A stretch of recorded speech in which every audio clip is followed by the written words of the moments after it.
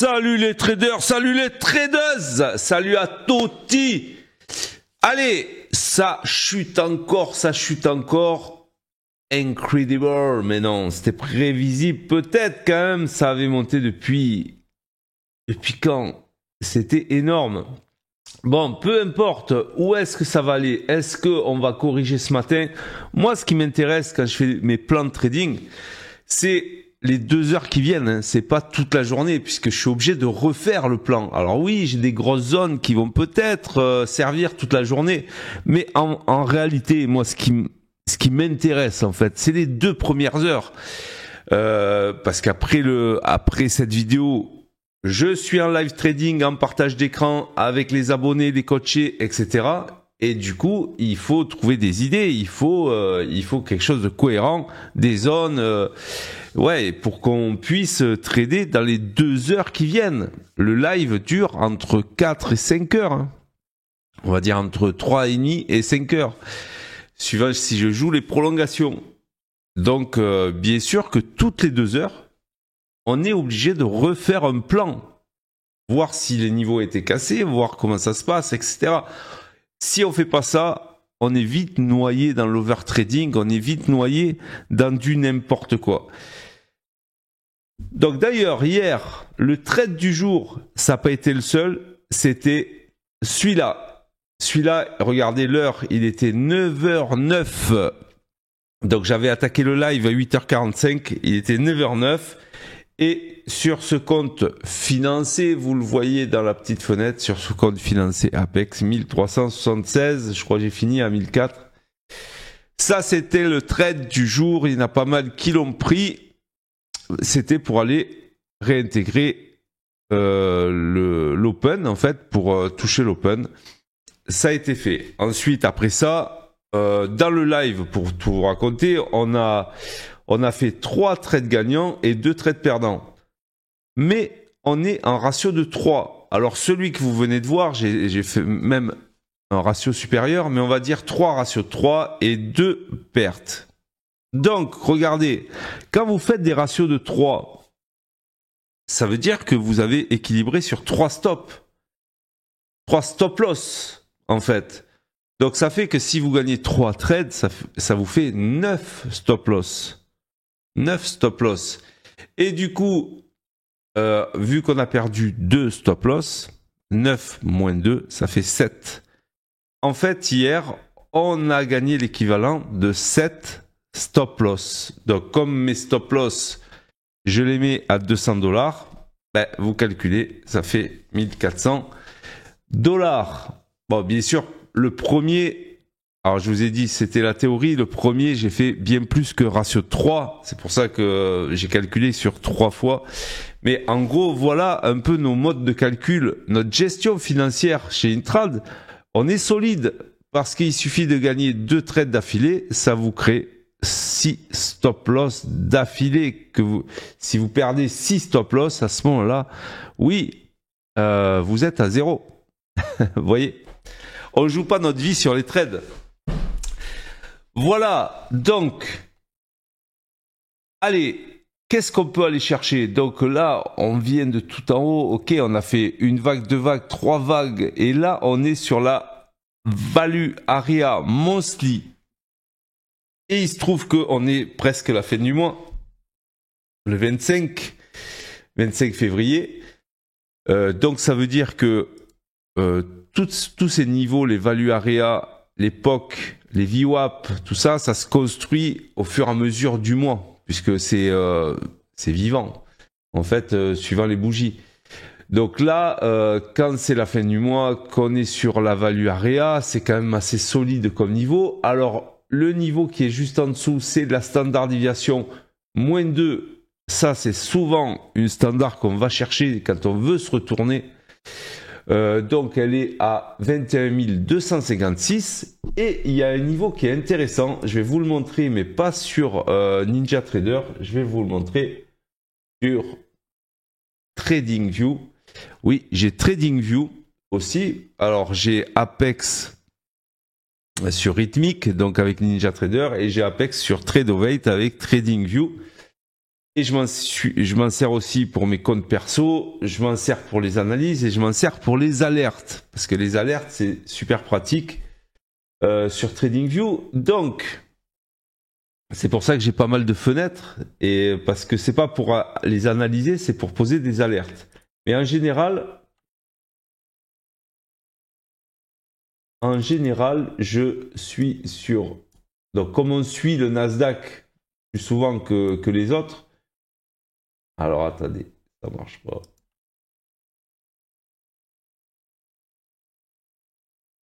Voilà. Donc, vous avez un niveau qui est ici à 21 270 à peu près, 73. C'est l'open annuel. Donc, attention, il peut y avoir encore une accélération. Alors, ce que vous voyez là, c'est l'initial balance en fait. L'initial balance, le grand rectangle, c'est la première heure de cotation de la journée, l'open du jour, et bien sûr le célèbre Senjoku qui nous donne nos entrées tous les jours. Voilà, donc du coup, bon, ça latéralise, ça n'a pas l'air folichon au niveau de la matinée. Vous voyez que cette nuit, on a fait une impulsion baissière, une impulsion haussière, mais on s'est arrêté sur l'open. Donc, il va falloir attendre l'open de 9 heures pour trouver des décisions. Donc, est-ce que le prix va être attiré par l'open yearly? Donc, l'open de la bougie de l'année. Vous voyez? Donc, c'est tout à fait possible parce que c'est un niveau qui avait été déjà travaillé et retravaillé dans le passé, tout à fait possible. En tout cas, là, on est déjà sur une zone 4 heures. Hein. On est déjà sur une zone 4 heures ici, là où on est. Donc, ben, on va voir. Moi, ce que je m'attends ce matin, c'est une correction. Une correction. Alors, bien sûr, il va y avoir des niveaux. Il y a les 500 qui sont là. Il y a les 21 500 qui sont là. Ça, on le sait que c'est un gros niveau. Donc, pourquoi pas. Il y a aussi ben, le dernier plus haut qui est là. Pourquoi pas naviguer là-dedans. Et après, on verra. En tout cas, bien sûr que quand ça chute très fort, on est sur la 3e vague baissière. Bon, bien sûr, là, les configurations qu'on a, très souvent, les matins, c'est fait pour corriger et les après-midi, c'est fait pour enfoncer. Très souvent. Alors, ne m'écrivez pas en disant, ouais, mais là, très souvent, régulièrement. Le matin, on corrige, l'après-midi, on enfonce. À part quand c'est terminé, en fait, quand le cycle est terminé, et à ce moment-là, peut-être qu'on va remonter totalement, parce qu'on est quand même sur des énormes niveaux, hein, des énormes niveaux qui ont bien fonctionné dans le passé. Donc, on va se méfier, parce que ça peut repartir à tout moment. Vu qu'on a touché des niveaux, on est tout en bas, ben oui, on peut repartir à la hausse. Les indices, c'est fait pour monter, je vous rappelle, et c'est pas fait pour descendre. Voilà pour le Nasdaq. Ben tiens, vu qu'on est sur TradingView, donc TradingView, très bonne plateforme. Très bonne plateforme hein, pour l'analyse et tout ça. Moi, j'ai les abonnements, donc je peux empiler les indicateurs si je veux.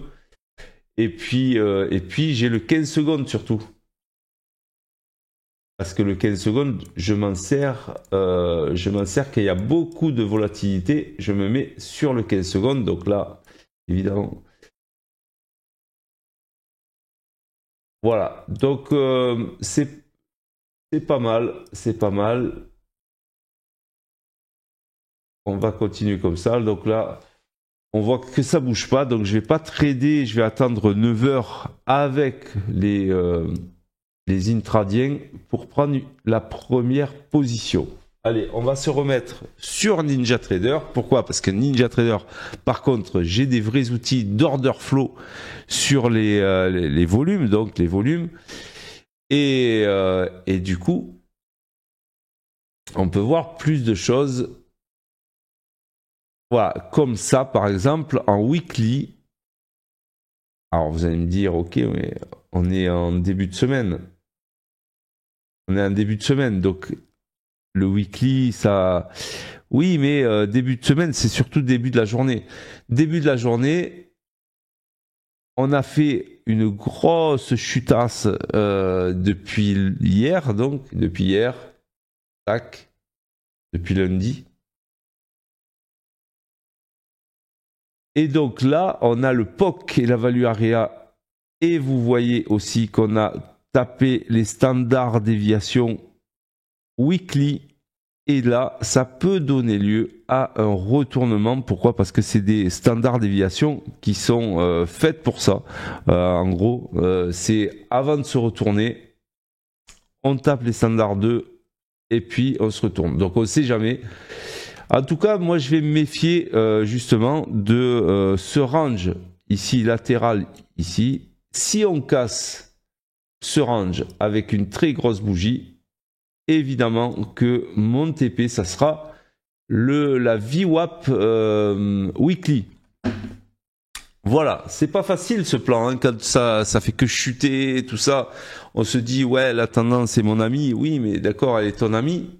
Mais au bout d'un moment, elle est plus ton amie, hein, ça va se retourner. Donc, on a des cibles sur le bas, on a des cibles sur le haut, on a notre départ avec ce range. Donc, ok, on a notre plan sur le Nasdaq, on sait quoi faire, que ça parte à la hausse, que ça parte à la baisse. On sait quand rentrer exactement, parce que ça, c'est nos setups. On sait quand rentrer précisément. Donc on attendra après ces zones qui est nos setups pour rentrer. Et puis voilà. Et on va faire des ratios de 3. Magnifique. Magnifique. Ok. Allez. Voilà. Et en daily, pour l'instant. Voilà. Quand c'est en range comme ça, très souvent la standard 2, hein. Dites-vous que la standard 2, c'est celle qui fait rebondir le prix. Donc, si je dois partir à l'achat, peut-être que je vais pas attendre la cassure par le haut et peut-être que je vais attendre justement cette standard 2, que ça s'enfonce bien et que ça reparte un peu comme ça a fait en début de journée. Bim, en fait, cette nuit, à 1h, ils sont venus s'enfoncer et hop, ils sont repartis. Voilà, allez. On va se faire le gold et le pétrole.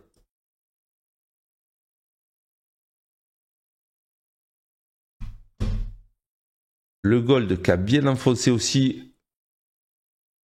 Alors, je vais me mettre en 30 minutes. Ok, 30 minutes là. On arrive sur... Ouais, on voit bien qu'on arrive sur des niveaux. Donc, pour l'instant, c'est quand même très baissier. Hein. On a un flux énorme baissier, mais on voit bien qu'on arrive sur des... Là, je suis en 4 heures, sur des niveaux qui ont fonctionné, hein, où il y avait beaucoup d'acheteurs qui ont poussé le prix jusqu'à son sommet. Donc, ce niveau-là, évidemment qu'on va en tenir compte, parce que là, on rentre quand même dans des zones très acheteuses. Hein. Vraiment, si jamais,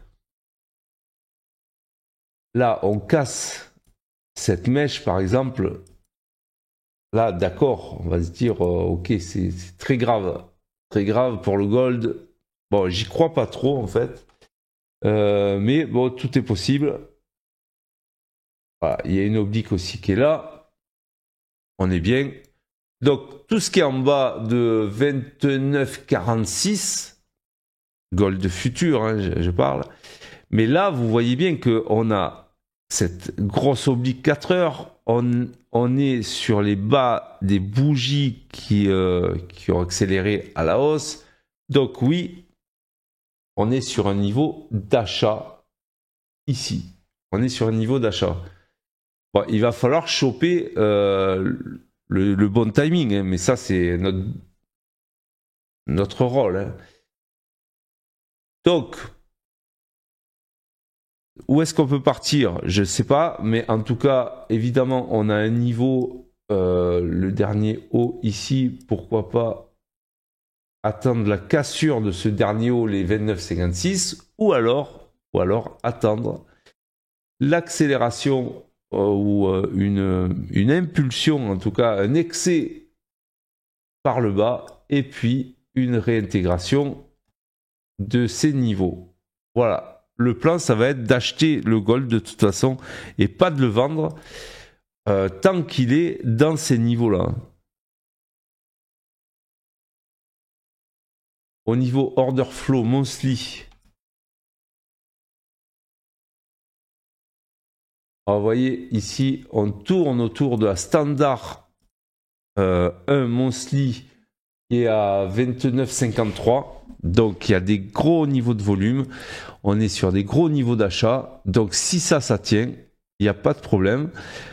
On va retourner vers le haut. Par contre, la cible là, regardez, si jamais ça s'enfonce un peu comme ça a fait au mois de février, donc mois de février, c'était là. Donc c'était le 14 février, tiens, le 16 février plutôt, le 16 février. Et du coup, ils sont venus chercher la VWAP monthly. Donc voilà, on a notre cible en bas, on a notre cible en haut, on a nos zones, on a notre plan. Voilà, ça c'est je vais faire un slogan. Le tout, c'est d'avoir toujours un plan A et un plan B.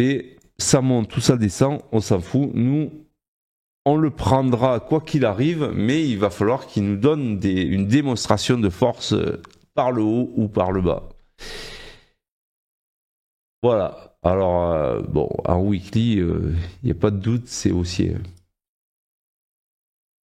Toutes les unités de temps, c'est haussier, mais là, on voit bien quand même qu'on replie. Voilà. On va sûrement faire des excès, mais tant qu'on a ces zones, bon, voilà. C'est très haussier pour l'instant. Allez, le pétrole, et on en termine. On en termine avec l'analyse.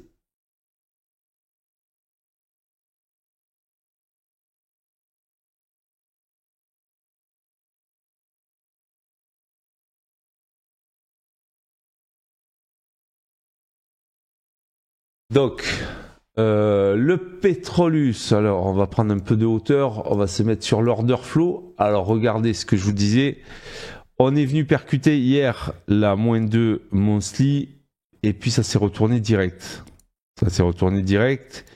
Donc,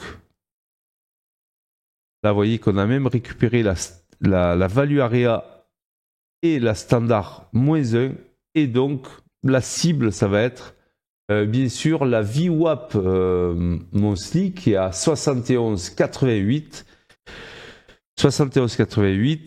et après la deuxième cible ça va être la 72,50 c'est-à-dire le POC du volume composite.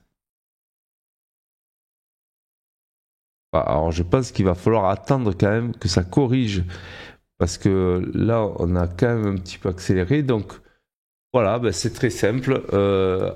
En 30 minutes, ça se voit bien. On a une impulsion haussière depuis cette nuit. On a cassé l'initial balance, on a cassé l'open. Bon, ben voilà, tant que ça reste au-dessus de l'open, allez, on achète. Et si ça vient en dessous, ben j'achèterai aussi, mais sur des niveaux un petit peu inférieurs. C'est-à-dire peut-être les 70-50 ou les 70.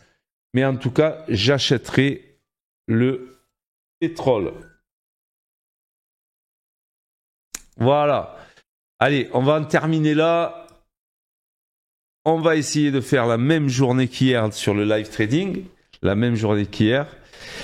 Et je vous dis rendez-vous à demain pour un nouveau Météo Bourse. En attendant, soyez très très prudents sur les marchés et surtout, mettez des stops. Salut, salut!